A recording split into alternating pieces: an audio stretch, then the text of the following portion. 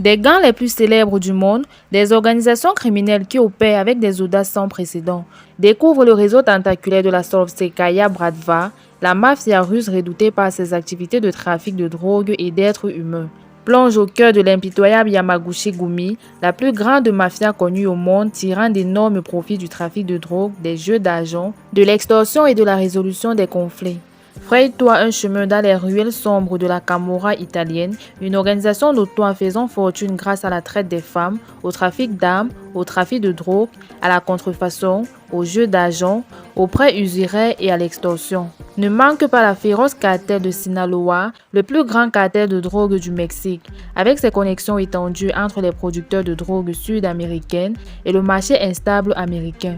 Malgré les arrestations de leurs dirigeants, ces gangs parviennent à maintenir leur puissance et leurs revenus, défiant l'autorité et sémant le chaos sur leur passage. Dans cette vidéo, je te parlerai de quelques organisations criminelles les plus riches du monde.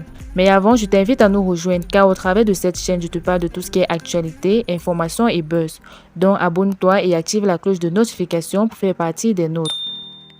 Les Yakuza, une organisation criminelle la plus prolifique qui soit.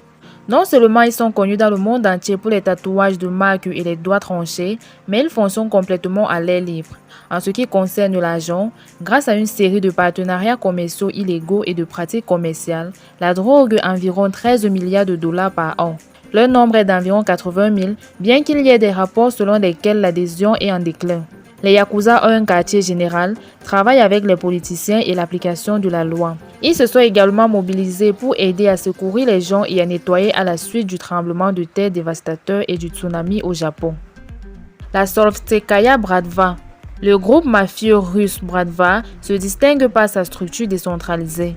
Composé de 10 brigades quasi autonomes, il opère de manière indépendante, partage ses ressources et supervise l'argent grâce à un conseil de 12 personnes. Le groupe compte principalement 9 000 membres et tire principalement ses revenus du trafic de drogue et de la traite des êtres humains.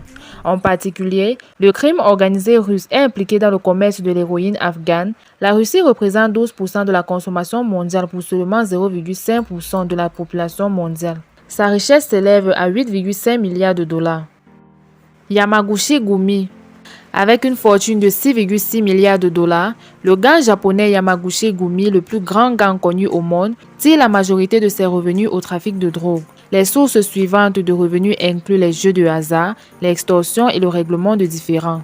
Les Yamaguchi-Gumi bénéficient d'une structure centralisée. Les membres des Yamaguchi-Gumi doivent renoncer à toutes leurs autres allégeances en faveur du gang. Malgré les tentatives répressives du gouvernement japonais, cette structure centralisée facilite la gestion des revenus considérables. Camorra.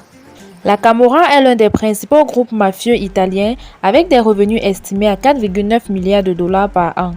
Le groupe est impliqué dans de différentes activités criminelles telles que l'exploitation sexuelle, le trafic d'armes, la drogue, la contrefaçon, les jeux d'argent, l'usure et l'extorsion.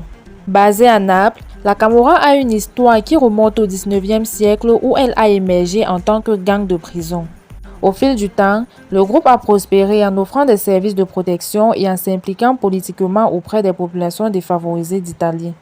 Malgré les efforts pour lutter contre la mafia italienne, la Camorra continue de générer d'importants profits grâce à ses diverses activités criminelles. 'Ndrangheta. Basée en Calandre en Italie, la 'Ndrangheta se classe au deuxième rang des groupes mafieux les plus riches du pays. Elle est impliquée dans de nombreuses activités illégales similaires à celles de la Camorra, mais s'est surtout fait un nom en établissant des liens internationaux avec des trafiquants de cocaïne sud-américaine. Elle contrôle une grande partie du marché transatlantique de la drogue vers l'Europe.